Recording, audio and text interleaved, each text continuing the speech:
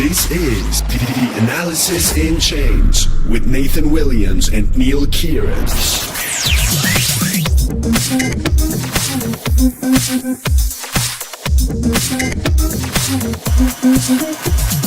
Welcome, everybody, to Analysis in Chains. I'm Nathan Williams, and joining me today is Michael de Blok. Michael is the Vice President of Seal USA. Seal.Network is attempting to create a more genuine world out of love for creation. That's very nice. They're a system for managing authentic consumer goods. Is that an accurate way of describing it, Michael? Yes, it is. That's what we're trying to do, is make a more authentic world. So tell me a little bit about Seal.Network and how you guys got this idea and got started. So the origin story is kind of funny. The company is created by two brothers, Bart and Joris. They used to have a social mobile games app in 2008, or not app, but company. So they had an entire room full of these computers with powerful graphics cards where they actually started mining Bitcoin and Litecoin at the time. Can you even imagine if they had kept it? But so that's how they got into the crypto world. And their mother is an artist, and she always got counterfeited. People started copying her artwork. So they had this idea at the time of somehow combining blockchain technology and stopping counterfeiting. So over the years, they kind of got together, sat down, like, how can we fix this? And as time progressed, they figured out, like, well, the world isn't really ready yet. The technology isn't really ready yet, or it's not there yet. So this has been a long journey for them to get to where they are. And then somewhere last year, no, actually in 2016 even, because we're in 2018 now.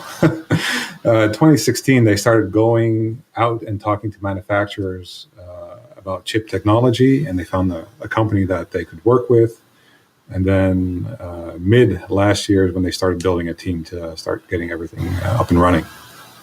So essentially, as I understand it, I read through your white paper, and what you guys are doing is you're using an NFC chip that gets embedded into a genuine article, and then that NFC chip is also linked to a blockchain record so that you have, in essence, a digital twin and a record of who owns this genuine,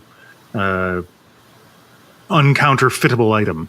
Is that about accurate? Yeah, it is. Yep. And we chose NFC because it's more secure. And the partner that we work with is NXP. NXP is a spin-off of Philips, which I'm sure is a home name brand that everyone knows. Mm-hmm. Philips being a Dutch company, us being an original Dutch company as well. NXP also in the Netherlands. So everyone is in our backyard here. Well, so are you actually based in the Netherlands now? The headquarters is based out of Amsterdam, the Netherlands. I myself am in Seattle, Washington. I see. Well, your name, Michael de Blok, sort of suggested that you might be in the Netherlands even now. No, well, I grew up there, so it's definitely an appropriate name for a blockchain-related company. Absolutely, yeah. You were designed for it from birth. How did you end up joining?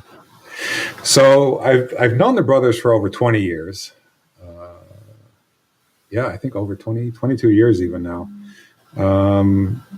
Since high school, we grew up, and we've seen each other grow. We've seen each other go work at different businesses. I've seen Joris start his own companies over time. I've seen Bart go and do two full masters somehow, and in a time that it takes less to do one. They've seen me up and leave the country, and then start working for Microsoft at the headquarters. So, we've all spanned out and stayed in touch, and always come together when we're in the neighborhood. So yeah, it's a good symbiotic relationship that we have together. Sounds like it was meant to be. Yeah, I want to ask just a briefly, probably the most, I bet you get this question all the time, but it still bears repeating. How do you make sure, like in the end, that the NFC chips that you put in are actual? Are they visible? Can people see the NFC chips?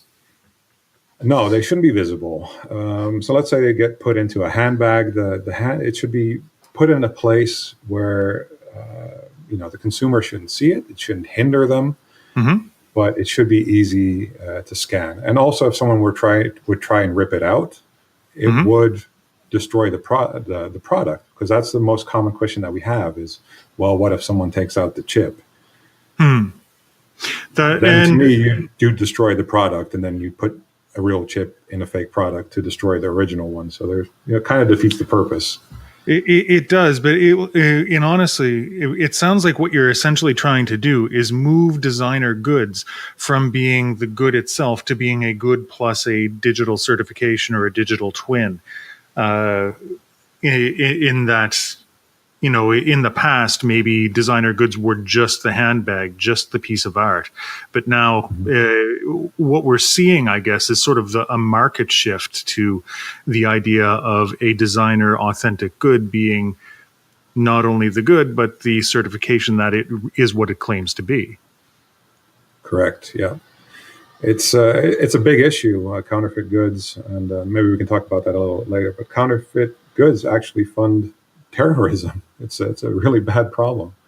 So we're trying to fix that issue by giving people the opportunity to see that the product is real. Now, what was behind the decision to run this on Ethereum? A lot of people are doing different projects out there. A lot of people are going to be listening to different people talk about their own projects and how they're bringing them to life and making their own choices as to whether to run it on Stellar, run it on Ether. How did you come to the decision to build on Ether? Right now for Ether, it was the decision to do the token sale on it, which makes it a little bit easier. The goal is to make our own blockchain in the future. Really? It is. But for now, on the 18th, we actually have a blockchain partner that we will be working with. I can't release the name yet, so look forward to our announcement then. They will be helping us. Sorry. That's fascinating. Like, what's behind the decision to run your own blockchain? So, namely, GDPR, we have to take into consideration. We don't want everyone's details out in the open. So we need to mask that and be able to destroy that as well if we need to, or just block it out. We also want to put metadata on the blockchain, because right now, if we were to put metadata on Ethereum, you would create a blockchain bloat. Yeah, we don't want another CryptoKitties happening because of us. Crypto seals. Yeah, it would be bad probably. If we got hundreds of millions of products with metadata and pictures and whatnot on the Ethereum blockchain, it would just become too sluggish. I think we're going to have Vitalik on the phone pretty soon if we do that. Well, that's actually a really interesting problem, because I know a lot of companies are going to be dealing with GDPR. And I mean, for the people that are listening that might not be aware, GDPR is a new regulation here in Europe that basically says that you have the right to control your own data. You have the right to be forgotten. And there's a real tension now with blockchain, which is the whole idea is it's an immutable, unchangeable record. So do you have plans for how you're going to address this in your own blockchain, or? It's something that we're discussing with the European Commission actually right now. We have a contact there that's very close to us, and we're in deep conversation with them on how we can try and solve this. So it'll probably have something to do with a permission-based blockchain. And there's more details to it that we want to add. We also have an engineer on our team that's studying at one of the highest tech universities that we have in Holland, where she's also learning about quantum physics or quantum computing. So the blockchain that we want to make should be GDPR compliant as well as quantum proof. Because that's going to be a whole nother issue once quantum computers come out, then blockchain is going to be null and void with current technology. So. That's a problem for tomorrow blockchain. I think today blockchain has a pile of problems all its own. Yeah, we're just trying to think ahead, right? We're just trying to think ahead. We're not. That's wisdom. That's wisdom right there. I'm still hung up on this GDPR thing, just because it's such a problem when you're dealing with individuals, right? And it's nice to see that people are thinking through. Now, I heard a couple of people talk about how one way of addressing GDPR is just to encrypt private data, and then if they want to be forgotten, you lose the key. But it's not really clear whether that's good enough under the GDPR or not. Have you heard anything about where the regulation is leaning towards in their interpretation? Not yet. They're still in full-on discussion about this. Once I know more, I'll let you know. Yeah, well, I'd love to hear it. I mean, the reality is that if you get a GDPR compliant blockchain, I mean, it in a way undermines sort of the part of the point, right? Of having this immutable, no one can change it record. And I mean, there's always going to be problems with an immutable, no one can change it record. You create some problems and you solve others, but it's fascinating that a lot of people are going to have to struggle with. And, the commission might decide to go the other way, right? They might recognize what blockchain finally is and that it's supposed to be immutable, and that they're going to have to live with it how it is. So they may have to put a caveat there. It may very well be. I think it's going to take a while for regulation to catch up to where technology is heading and what it can actually do. Right. So if you're just tuning in, this is Michael de Blok we are speaking with today from Seal.Network. And Michael, I want to change the gears a little bit and come back to something we were talking about before the show, and something that you mentioned a little bit earlier, which is that you're headed to London tomorrow, I believe, and in order to speak at an event about counterfeit products actually funding terrorism. Now, I'm sure that's a subject not many people are aware of. They just think, okay, well, I've got a Rolex instead of a Rolex, or I've got a Calvin Klein instead of a Calvin Klein, but it's a cheaper way of getting something that looks sort of designery. But this sounds like a real problem. Yeah, it is. It's a huge problem that not everyone is aware of, because it's even the police think it's a misdemeanor. It's a lower form of crime. Everyone's bought some kind of a fake product once in their life. People that go on vacation, they're like, oh, this is a beautiful sunglass. Or, even people that order an iPhone charger on Alibaba, it's not real. And it also messes up your phone.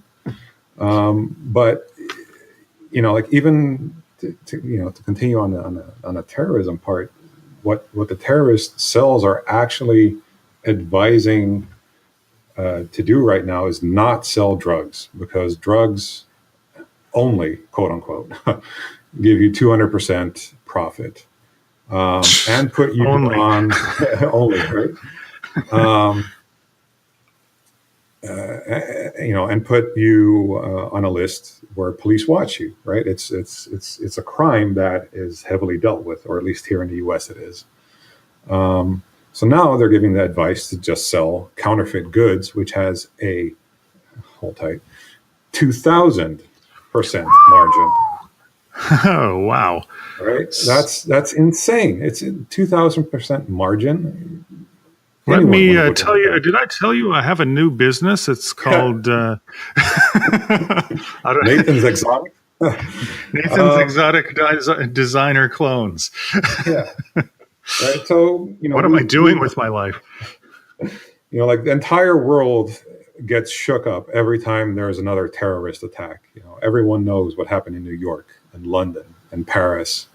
So for the ones in Paris, I can actually go a little further about the Charlie Hebdo case. At the time, there's the two brothers, obviously did what they did. They were actually on a terrorist watch list, but then got removed because the intelligence found out that they were only selling counterfeit goods and not drugs. So they got removed. Huh. Well, that's fascinating. And France tends to come down hard on counterfeit goods, like it's as far as compared to other Western nations. I mean, you always see the signs in the airport, don't buy the fake designer sunglasses or the designer handbags. They're illegal, and you can, face consequences for that. Yep. It's strange that even in France, which was one of the more strict countries, jurisdictions on counterfeits, that would happen. Yeah, they just let it slide. They took them off the list. It's absolutely horrible. Who knows what would have happened if they would have stayed on there? What the outcome could have been. Reminds me of the Godfather movies, which is all of the Italian mafia were technically in the olive oil business, and although I've heard that apparently that actually was the case, it wasn't just in the movie. It was that you would end up cutting pure olive oil with other oils that are cheaper and making a huge profit off of it, and ends up funding the mafia. So what do you see is the future of this? Do you think that having an existing blockchain-based solution is going to significantly cut down on the ability of terror to be funded? Yeah, I mean, I think it's a part of the education as well for people, right? So, no one really thinks about it, but once they know that it funds terrorism, would you buy something counterfeit again? Typically no, right? So it's a little bit of education. And if we give people the tools to verify if an item has, authentically been created or it came from the original brand, that way they can check themselves that the product is real, right? So even if an item is sold secondhand, which is where, the majority of the counterfeits get sold, even then they would be able to check and see if it's real. And that's what we're aiming for. Now there are a lot of people competing into trying to get into the authentication and consumer goods space, especially with blockchain. So, I mean, I'm sure that you've heard of a lot of them. VeChain is pretty big in this. But what sets Seal.Network apart? What distinguishes you as a company and as a protocol? So we have different technology. The majority of our, I wouldn't say competitors, I would more call them partners in the industry, because the industry it's a $2.2 trillion industry, 2.2 plus even. I think it'll go up to 2.8 in the upcoming years. Well, clearly, that can only be one company in that. Oh yeah, obviously, it's quite a small market. Yeah. We're under no illusion that only one company can market this or take over this. It's not going to be us. It's not going to be a Wabi or a VeChain or a Modem or an Ambrosius. We're going to have to all partner together to get this under control. And there have been other companies out there that have tried, and they've failed. But they also didn't have blockchain at the time. So I think we're in a really good position where, we as Seal and our partners could definitely make a dent in this. Technology-wise, yes, we use NFC chips, which are dynamic, which is way different than the RFID chips that are out there. Ours actually has 3 separate layers of 128-bit AES encryption. To put that in layman's terms, to just crack one 128-bit AES encryption will take 1 billion years. So we have, 3 to the power of 128 number of times that you can try and crack something. plus other safeguards. I mean, it's pretty secure. Even if they were able to try and copy the chip is dynamic, meaning if you scan the chip again, it would change its identifier and then update that on the blockchain. So if they have a copied chip and they would scan that copied chip, we'd know it's a fake immediately because it would be out of sync with the blockchain at that point. No, right? no, absolutely. You do bring up an interesting question, though. What if I've got a certified, authentic designer bag, and I sell it, but the person I'm buying, who's purchasing it, doesn't know anything about blockchain and doesn't have an app or doesn't purchase the transfer? Is the bag still possible to be sold in the aftermarket afterwards, or is it forever out of the chain? You would still be able to sell it. I mean, I would definitely try and explain to the person that's buying it that, hey, you can claim it for insurance reasons through the blockchain, and I would say that's a good selling point because we're also talking to insurers on this, and they want to push this onto their consumers because it also stops insurance fraud. But yeah, if that person really is adamant on not wanting to use it, you can't force anyone to use it. But let's say that blockchain's the devil. you got a couple of blockchain antichrists out there. I don't know what to say. Yeah. But like if they sell it again after that, and that person tries to claim it, then the person before that would actually get a notification saying this person is trying to claim it. Do you approve? Yes or no? And then maybe at that point you can try and exchange contact details and explain what happened. But we're going to find a solution for it. Well, it sounds like challenges along the right road. Michael de Blok, best of luck in your token sale, in your trip to London to talk about counterfeit products funding terror, and best of luck as you develop the new product. Michael de Blok is the Vice President USA of Seal.Network, and thank you for coming on the show. Thanks for having me.